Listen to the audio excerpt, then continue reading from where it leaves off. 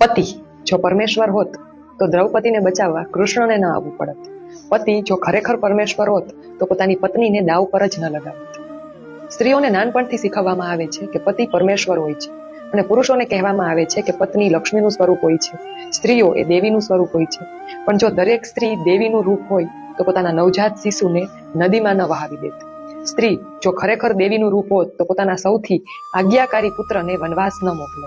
અને આપણને નાનપણથી એ પણ શીખવવામાં આવ્યું છે કે વૃદ્ધોનો આદર કરો, તેમને ખોટું ન લાગે, તેમની દરેક વાત માનો, તેમની દરેક વાત અનુસરો. પણ સૃષ્ટિનો દરેક જીવ વૃદ્ધ તો થાય જ છે, પછી તે સ્ત્રી હોય કે પુરુષ, સજ્જન હોય, પ્રામાણિક હોય કે લુચ્ચો હોય, કપટી હોય, ચોર હોય કે ખૂની, તે વૃદ્ધ તો થવાનો જ છે. તો પછી દરેક વૃદ્ધની દરેક વાત યોગ્ય કઈ રીતે હોઈ શકે? મોરલ ઓફ ધ સ્ટોરી એ છે કે પતિ પત્ની, વૃદ્ધો, વડીલો આ બધા સંબંધોના ટેગ છે.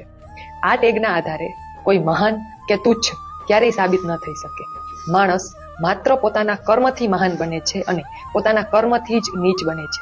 માણસની પ્રામાણિકતા, મહાનતા અથવા તો નીચતા માત્ર તેના કર્મ જ નક્કી કરી શકે. કોઈ માણસ કે જેને હંમેશા આખું જીવન સારા કર્મ કર્યા છે, તેની વાત કે તેને આપેલી શીખ હંમેશા યોગ્ય જ હોવાની છે, પછી ભલે તે ગમે તેટલો ગરીબ હોય.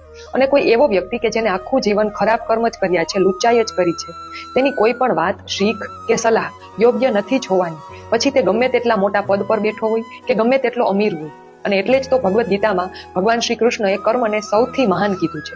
ભગવાન શ્રી કૃષ્ણએ એક શ્લોકમાં કહ્યું છે કે કર્મ એ સૌથી અનિવાર્ય, સૌથી ઉત્તમ અને સૌથી સર્વોપરી છે.